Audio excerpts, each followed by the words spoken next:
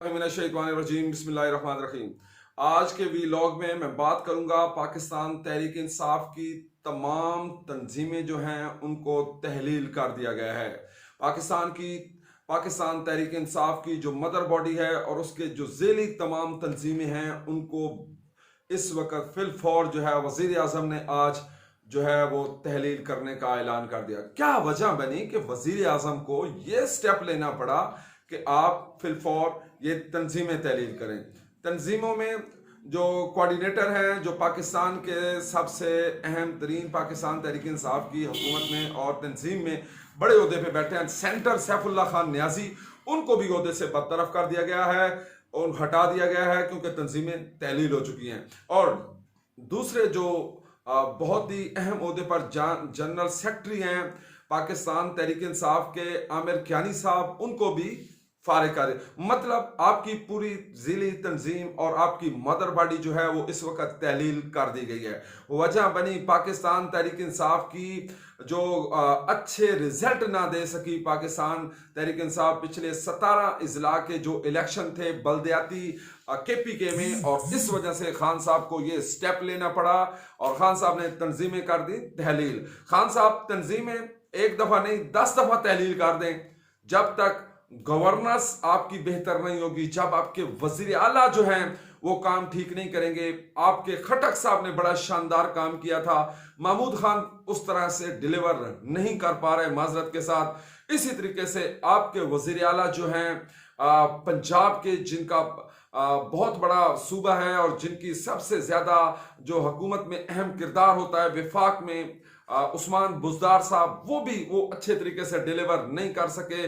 Bad governance, महंगाई का जो बोझ है वो अवाम के ऊपर जो है वो बहुत ज्यादा भारी पड़ चुका है। पाकिस्तान की अवाम जो है वो उस बोझ के तले दब चुके हैं। और KPK में शफी जान रात को एक महल बुखारी के प्रोग्राम में आए बैठे थे और शफी जान के वालिद ने जो है 2000 में तकरीबन 20 साल 21 साल पहले पाकिस्तान तहरीक इंसाफ कोहाट में पाकिस्तान तहरीक इंसाफ का झंडा लगाया था। और आपने जिस शख्स को टिकट दी है वो 15,000 वोट ले सका और शफी जान जो है वो 26,000 उसने वोट लिए और बड़े जबरदस्त तरीके से। लेकिन बदकिस्मती से शफी जान को टिकट नहीं मिला और कोहाट आप हारे हैं। इसी तरीके से बहुत सारे और इजला हैं जहां पर पाकिस्तान के तहरीक इंसाफ के नजरियाती कारकुनों को नजरअंदाज किया गया। और नजरियाती जब नजरिए के साथ खड़ा होता है, खान ने खुद कहा था कि नजरिए के सामने डट जाना, अड़ जाना, तो इसी वजह से फिर वो लीडर जो है वो जो नजरिए के ऊपर कारकुन पाकिस्तान तहरीक इंसाफ में शामिल हुए थे वो अड़ गए। और उन्होंने फिर, आपको पता है कि हर जगह पे फिर उन्होंने अपनी शोमेंट और अपनी पावर ऑफ द स्ट्रेंथ जो है वो शो की, जिसकी वजह से पाकिस्तान तहरीक इंसाफ को शिकस्त का सामना करना पड़ा। और अगर वो आज़ाद जो नजरियाती पाकिस्तान तहरीक इंसाफ के लोग हैं, अगर उनके और हर हल्के में अगर PTI के कैंडिडेट के वोट मिला जाए तो वो तकरीबन डबल का फर्क बनता है, वो बहुत ज्यादा लीड के साथ फिर जीतते हैं। लेकिन माजरत के साथ वो आज़ाद इलेक्शन लड़े हैं तो उनका फिर तहरीक इंसाफ के साथ कोई तल्लुक वास्ता नहीं था उस इलेक्शन की हद तक। अब हम बात करते हैं कि तहरीक इंसाफ को ये जो पार्टी, ये जो तंजीमें तहलील करना पड़ी हैं, तो अब इसके बाद क्या लाए अमल बनाने जा रही है इमरान खान और क्या लाए अमल बनाने जा रहे हैं वजीर आला पंजाब के लिए और बल्दियात के लिए। KPK के जो बाकी 17-18 इजला हैं उनमें क्या तहरीक इंसाफ करने जा रही है। तंजीमें फिलफौर तो तहलील हो चुकी हैं। देखते हैं, आपके पास वो पंजाब का बहुत बड़ा खिलाड़ी, पाकिस्तान का बहुत बड़ा खिलाड़ी जहांगीर खान तरीन इस वक्त आपके साथ नहीं है और इस वक्त उसको मनाने की कोशिशें भरपूर तरीके से जारी हैं, मनाना भी चाहिए। और अलीम खान, जिन्होंने बहुत ज्यादा पार्टी के साथ वफाएं की, बहुत ज्यादा काम किया, वो भी इस वक्त खफा होकर बैठे हैं बुजदार हुकूमत से। तो बहुत सारे और लोग भी हैं, बहुत सारे मुख्तलिफ इस्लाम में बहुत सारे लोग जो हैं वो खफा बैठे हैं। तो उनको मनाना जो है वो खान साहब को खुद मनाना चाहिए। एक एक डिस्ट्रिक्ट में खान साहब को खुद जो है वो टाइम देना चाहिए और तमाम जो तंजीमें हैं, तमाम सबका तंजीमी ओहदेदारान जो हैं उनको वो एक मीटिंग होनी चाहिए और तमाम पार्लियामेंटेरियन जो है और जो सबका टिकट होल्डर है उनको खान साहब को बुलाना चाहिए और एक एक बंदे की राय लेनी चाहिए और एक एक हल्के का खुद नोटिस लें, तो तब जाकर बात बनेगी। और तब जाकर आपकी जो पार्टी है वो मजबूत और मुस्तहकम हो सकेगी। दूसरी बात, उस्मान बुज़दार साहब ने बहुत बढ़िया काम भी किए हैं, पंजाब में बहुत बड़े बड़े प्रोजेक्ट भी लगाए हैं, लेकिन बुज़दार साहब जब तक महंगाई पर कंट्रोल नहीं होगा, ये अवाम बड़े प्रोजेक्ट को नहीं देखती, आपके डैम की तरफ इनकी नज़र नहीं है, आपके बड़े बड़े उन रोड के मंसूबों पे इनकी नज़रें नहीं हैं, आप इनकी नज़रें हैं सिर्फ और सिर्फ चावल, आटा, चीनी, दाल, घी, इन चीज़ों पे आवाम का फोकस होता है। आपने 12-12 हज़ार रुपया पर ख़ानदान को दिए, आपने हसास प्रोग्राम बहुत अच्छा स्टूडेंटों के लिए लॉन्च किया, आपने कर्जा स्कीम बहुत अच्छी मुतारिफ करवाई, आपके तमाम मंसूबे, आपने आशियाना स्कीम जो घरों के लिए एहसास प्रोग्राम था वो जारी करवाया, लेकिन खान साहब अवाम चाहती है कि फिलफौर ये लोग चाहते हैं कि हमें फ़ायदा कहाँ पे हो, तो जहाँ पे इनको फ़ायदा होना चाहिए था वो सब्सिडी आप देते। यूटिलिटी स्टोरों पे कोई फ़ायदा नहीं है, यूटिलिटी स्टोर जो है वो बिल्कुल एक नाकाम तरीन प्रोजेक्ट था, वहाँ पे गरीब को चीनी नहीं मिलती, वहाँ पे गरीब किसान, मजदूर, बेरोजगार को जो भी वो पैसे लेकर जाता है उसको चीनी, आटा, दालें वहाँ पे नहीं मुयसर होती। ये जो आपके खान साहब ये जो आपके यूटिलिटी स्टोर हैं, यूटिलिटी स्टोरों पे तो वो मखसूस लोगों की चीनी लगी हुई है, मखसूस लोगों को वो घी दे देते हैं।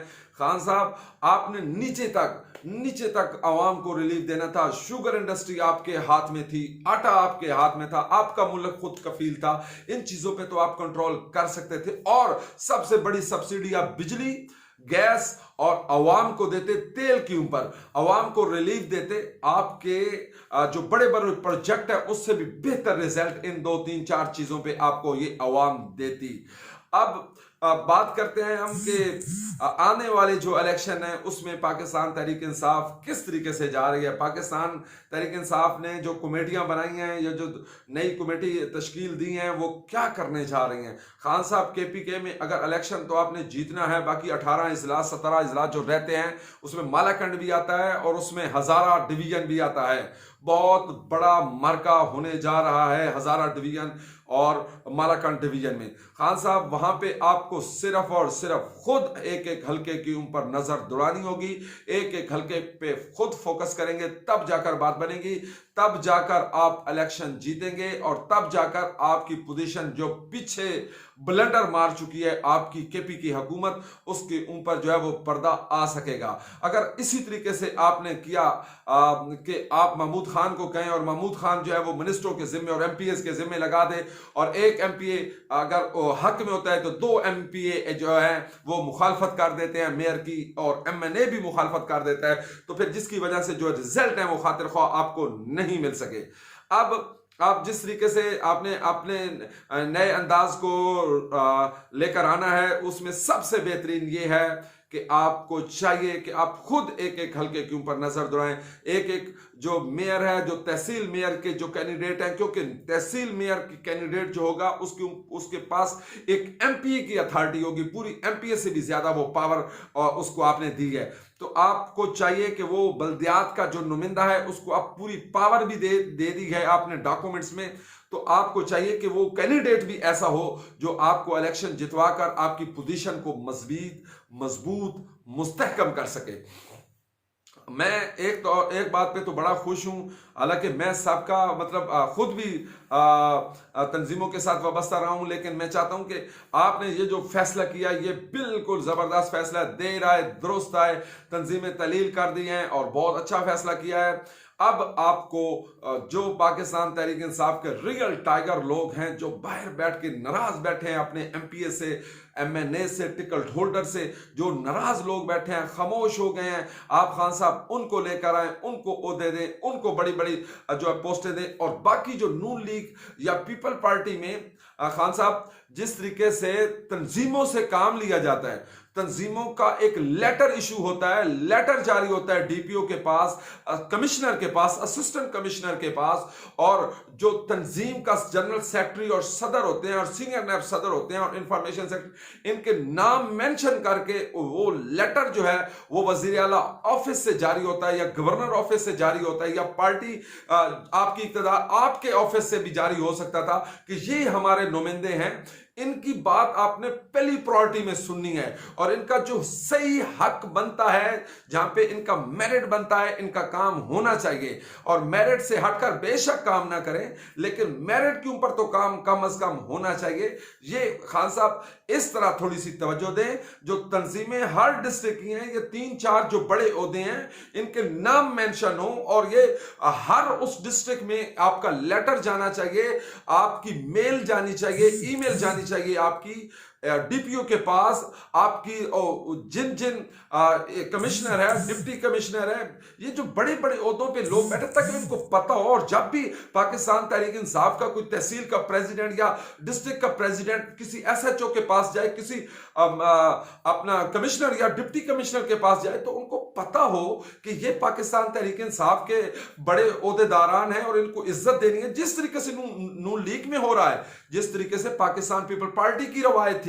और दूसरा जो आप मिस कर गए हैं इन 3 सालों में या 3.25 सालों में, आपके पास इक़्तिदार था, पीपल पार्टी और नवाज लीग ने अपने तमाम तंजीमों के बड़े बड़े ओहदेदारान को नौकरियां दी थी, एक कोटा दिया था तंजीमों का, और तंजीमों के कोटे की वजह से फिर आपकी तंजीमें जो हैं वो बड़ी मजबूत और मुस्तहकम हुई थी। आपकी तंजीमों को फिर बाकायदा फंड जारी होते थे और वो फंड जो है वो उस हल्के में लगाते थे जहां पे वो हल्के की जरूरत होती थी, जहां पे उन लोगों को जरूरत होती थी।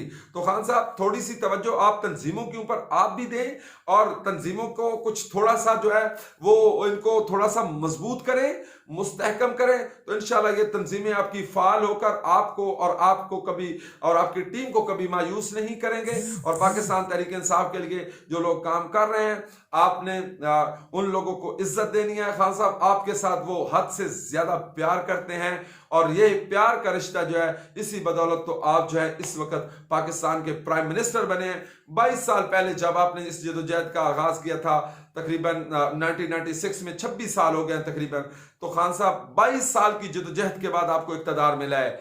3 साल हो गए आपको इक़्तिदार में। तो ये इतनी मेहनत जो है आपके नौजवानों की है, आपके वर्कर की है, और वर्कर को कभी मायूस ना करें। वर्कर वो शफी जान हो, वो कहीं पे भी वर्कर अगर रुल रहा हो और वर्कर के साथ ज्यादती हो रही हो, तो फिर वर्कर जो है वो फिर रिजल्ट जो है वो उल्टा कर देता है। और आपने इस दफा केपीके के बलदियाती इलेक्शन में देख लिया है कि वर्कर के साथ ज्यादती हुई है, तो वर्कर ने उसका जो है आपको बड़ा तगड़ा जवाब दिया है। और तगड़ा जवाब आप खुद कहते हैं कि जो जहां पे ज्यादती हो वहां पे डट जाना चाहिए। तो आपका वर्कर जो है वो डट गया अपने मिनिस्टरों के सामने, अपने वजीरों, एमपीओ, एमएनएस के सामने। तो मुझे उम्मीद है कि इंशाल्लाह ताला ये मेरी वीडियो आप सब दोस्तों को पसंद आई होगी। अगर मेरी वीडियो आपको पसंद आई है तो मेरे चैनल को सब्सक्राइब करना मत भूलिएगा, मेरी वीडियो को लाइक करना मत भूलिएगा, मेरे चैनल को सब्सक्राइब कर दें, वीडियो को शेयर कर दें, नीचे कमेंट्स कर दें, मेंशन कर दें अपने दोस्तों को। इंशाल्लाह ताला बहुत जल्द मेरा चैनल मोनेटाइज होने जा रहा है और ये आप सबकी मेहरबानी, मोहब्बत की बदौलत है। और आप जो वीडियो देख रहे होते हैं, ये आपका प्यार है। अस्सलामु अलैकुम व रहमतुल्लाहि व बरकातुहू।